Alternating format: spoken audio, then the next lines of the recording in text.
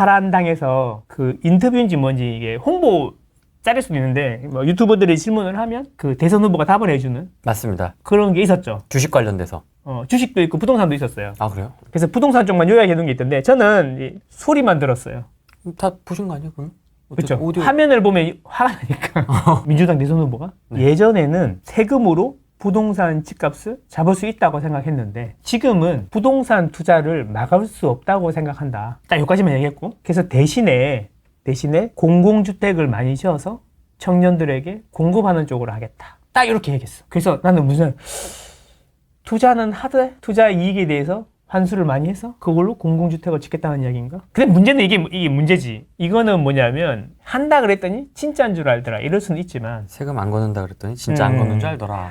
그러니까 이게 조금 옛날 생각하고는 국토보유세가 표에 도움이 안 되니까 그런 말을 했을 수도 있겠지. 그죠? 근데 나는 이런 생각을 해봤다. 대통령이 됐어. 만약에 민주당에서. 그러면 이제 더 이상 뭘 해야 되지? 국민들을 위해 살 것 같아? 아, 자기가 원하는 걸 이제 다 얻었는데 하나만 빼고 사법리스크 빼고 다 얻었죠. 그럼 뭘 할까? 대법원 찢어 발기는 그런 건 하겠지만 네. 부동산을 굳이? 내가? 굳이 그러니까 네. 그러니까 그렇게 되면 나 이런 생각이 드는 거야. 그러면 이제 대표일 때하고 당 대표일 때하고 대통령일 때는 입지가 바뀌는 거죠. 그러니까 이 사람은 이제 떨어지는 똥인 거야. 연임이 아니기 때문에. 그러면 이제 그 다음에 당에서 이 민주당에서 또 대선 후보를 나가고 대통령이 되기를 원할 거 아니야. 여당이 되기를 원할 거 아니야. 그러면 그때는 당 대표가 공천권을 갖고 있으니까 당 대표한테 충성했다고 쳐. 근데 이제 당 대표가 아니고 이제 대통령이 됐어. 그러면 당 대표가 새로운 당 대표가 나올 거 아니야. 그럼 그 당 대표한테 잘 보이려고 노력을 할 거 아니야. 그리고 당 대표 위주로 공천권이 있으니까. 그러면 거기 위주로 돌아가면서 이제 그 민주당 원래의 색깔이 다시 나오지 않을까. 하던 대로. 대통령이 하려고 하는 것보다는 민주당의 색깔이 더 나오지 않을까. 아, 그 다음. 그렇지. 그러니까 이제 이제는 당대표가 아니잖아, 이제. 그렇죠. 그렇지. 이제 국회의원들은 당대표한테 충성해야 되잖아. 공천권이 있으니까. 그러면 원래 또 법안 발의라든가 이런 게 또 원래 민주당 스타일로 나오지 않을까? 그런 생각이 드는 거지. 그러면 뭐 할 것 같아? 사기 신도시 뭐 이런 것도 당연히 하겠지만 뭐 할 것 같으냐 하면은 이런 생각이 드는 거야. 2+2+2+2+2+. 이런 것도 얘기하지 않을까? 는 생각이 들어요. 왜? 자, 이제 전세 이야기로 넘어가 볼게요. 전세 살면 안 되는 이유에 대해서 설명해 줄게요. 이제 2025년 이후에 집값이 어떻게 될 것 같아요? 서울 놓고 보면 오를 것 같아, 내릴 것 같아? 오를 것 같습니다. 그 금리는 4번 내려간 다음에 1%대로 가고 공급은 이제 40년 만에 최저로 떨어지는데 2026년에 그러면은 무슨 일이 생기냐면 전세 불지역이 올 거라는데 전세 불지역 안 옵니다. 2026년에. 왜냐? 서서히 진행되거든. 전세는 실수 시장이기 때문에 전세를 뭐 갑자기 내가 비싸게 주고 들어오진 않잖아요. 그러면 제 이야기는 매매는 오를 거지만 전세는 이제 오르는 속도가 점점 가속도가 붙을 거야. 점점 가속도가 붙을 거야. 그러면 2026년이 되고 하반기부터 2026년 내년부터 전세가 계속 조금 오르다 2027년 되면 전세가 이제 불이 날 거야 이제. 그러면 그때 이제 못 살겠다 이런 이야기 나올 거 아니에요. 그러면 저희가 전세 가격을 때려잡아 드리겠습니다. 여러분의 주거를 보장해 드리겠습니다. 주거 안정을 위해. 그렇지. 2+2+2+2+2 하겠지. 자, 그럼 무슨 일이 생길까? 공급이 40년 만에 최저예요. 그게 진짜 40년 만에 최저야? 그럼 예를 들어 2+2+2까지 했다고 치자. 예를 들어서. 그러면 자, 보세요. 그렇게 하면 실제적인 신축 공급 물량도 줄어드는데 역사적인 최저점인데 이제 유통 물량이라는 게 있잖아요. 전세 유통 물량. 내가 이사를 그러니까 집이 공급이 되든 안 되든 간에 이사하는 수요는 반드시 있거든요. 뭐 애들 학교 때문에, 결혼 때문에, 직장 때문에, 학업 때문에 이사하는 사람들 항상 있단 말이야. 자, 이사하는 사람이 100명인데 이 마을에 이 동네로 이사 온 사람이 100명인데 이 마을에 전세 집이 100개가 있어요. 그러면 하나씩 계약하면 되죠. 하나씩 계약하면 되죠. 그런데 2+2를 했어요. 그러면 2년마다 100개가 나올게? 4년마다 100개가 나오겠죠. 그래서 딱 2년 됐던 순간에 딱 가보면 50개만 나오겠죠. 이게 유통 물량이 반으로 주는 효과가 있어. 그러니까 오는 사람은 똑같은데. 그러면 이제 부르는 게 값이죠. 그래서 2+2 했을 때 가격이 오른다고 하는 거야. 그 이후에 안 오르던데요? 그래서 한번 점프하고 나면 또 이렇게 가는 거지. 4년짜리로. 근데 2+2+2+2 이제 8년 내렸다고 치자. 분명히 이런 거 나올 거거든.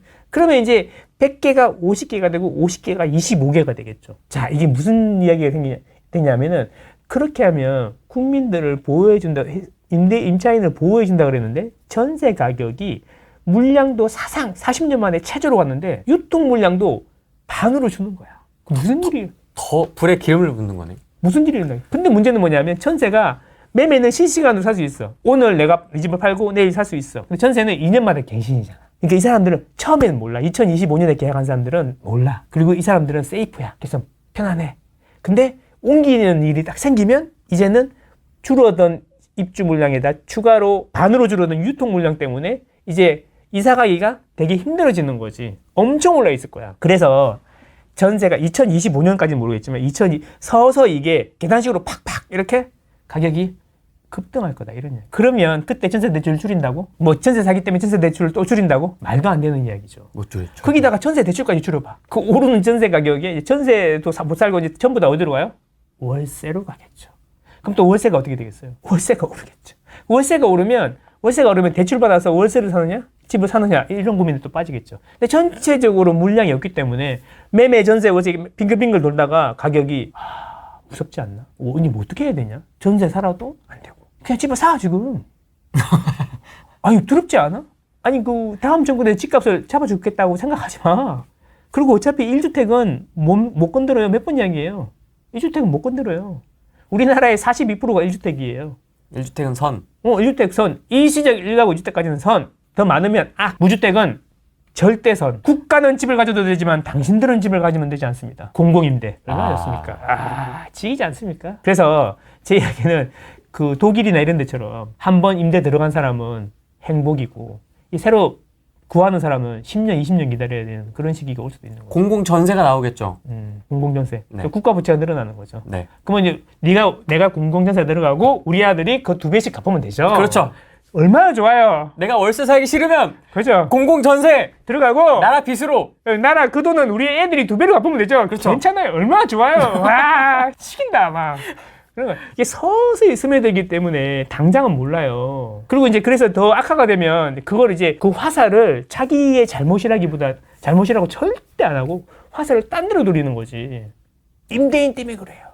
어디로 돌리려나 진짜 이번에. 이제 진짜 강남 다주택자에서 법인에서 나중에 실수요자가 들어오는데 누구한테 이제 쏘냐? 다주택 법인 지금 다 빠져있는데 이제 어떡할 거야 이제. 그래도 이제 허수아비를 만들겠지. 또 만들어요? 다주택이 또 그랬다 그러겠지. 유튜버? 니 때문에 그런 거잖아. 유튜버 때들 때문에.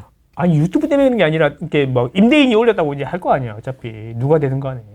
그럴 거 아니야. 그럼 어떡할 거야? 국가가 올린 거 아니야? 그럼 이제 투투투투투투.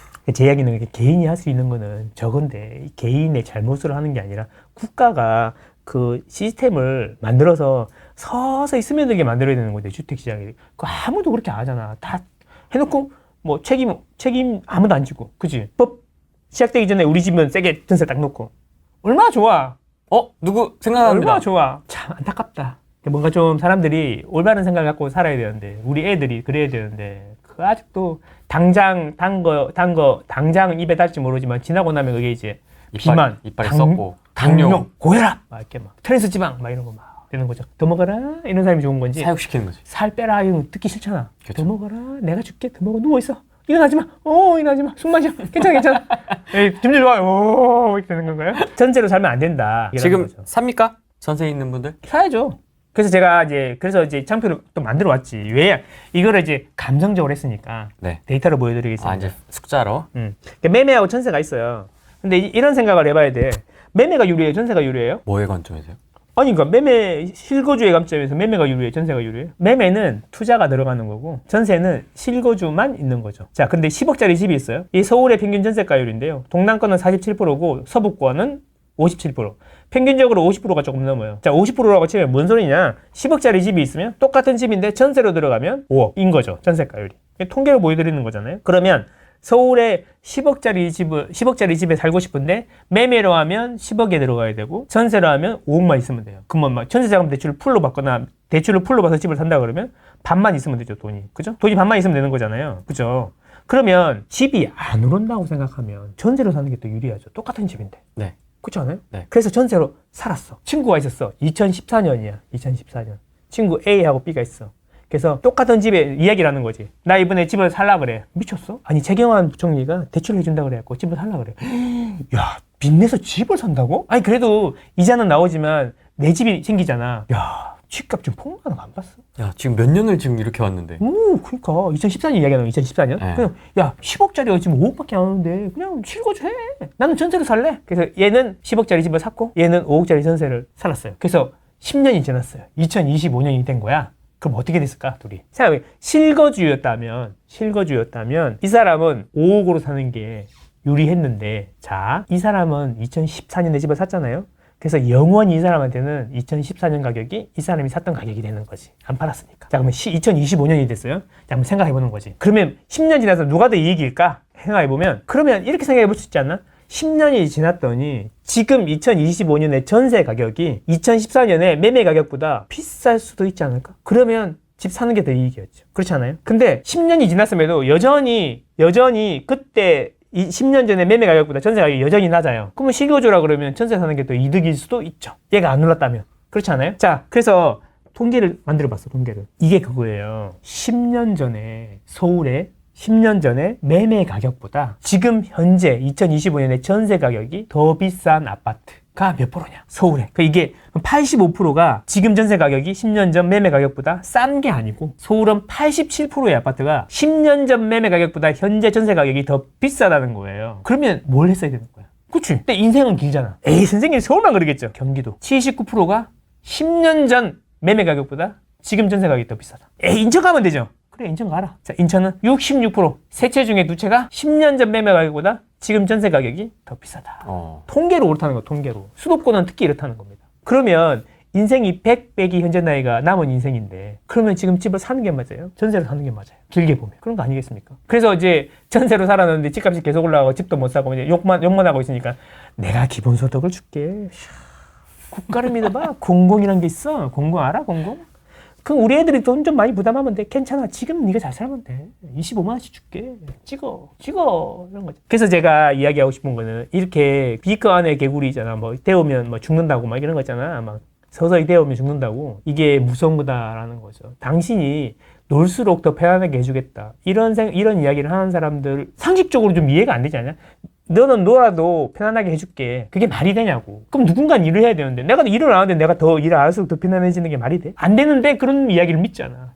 말 같지도 않은 소리인 거지. 말이 되게 해주나 보죠. 능력자니까. 합니다. 누구누구는 합니다. 찢자 대한민국. 길게 생각해보면 또 그럼 이런 이야기가 있지. 인구가 줄어들고 저쩌고 장기적으로 그렇게 장기적으로 보는 사람들이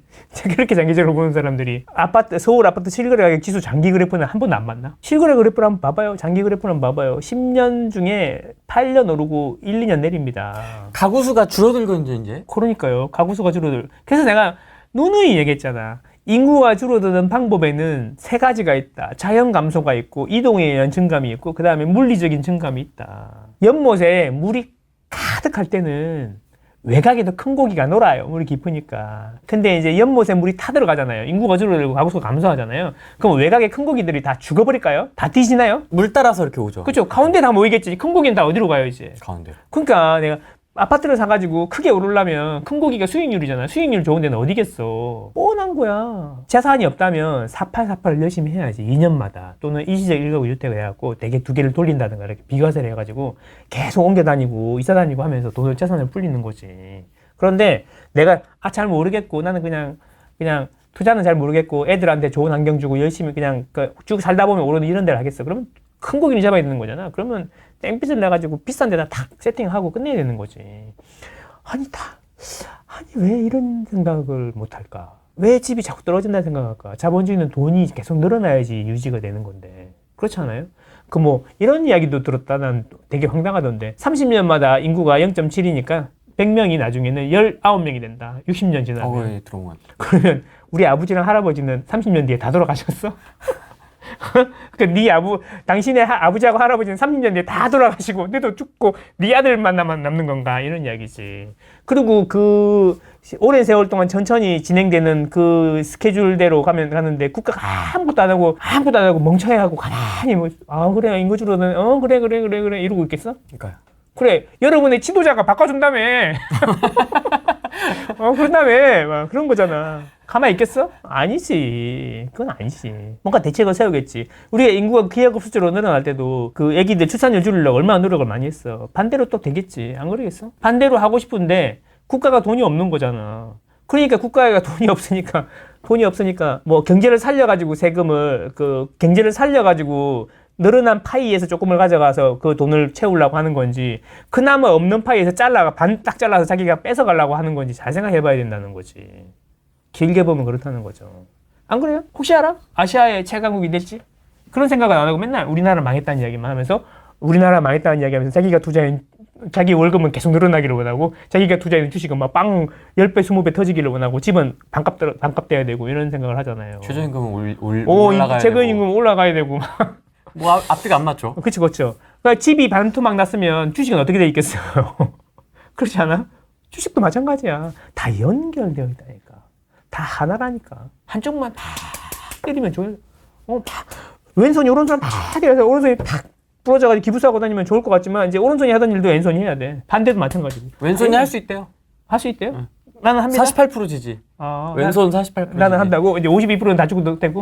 오른손 완전 지금 조사나가지고. 조사나. 이렇게. 조사 뽑은 거야? 지금 너덜너덜해가지고 지금. 혼자 다 할 수 있는 거야? 아유, 다 하늘로 연결되어 있다니까.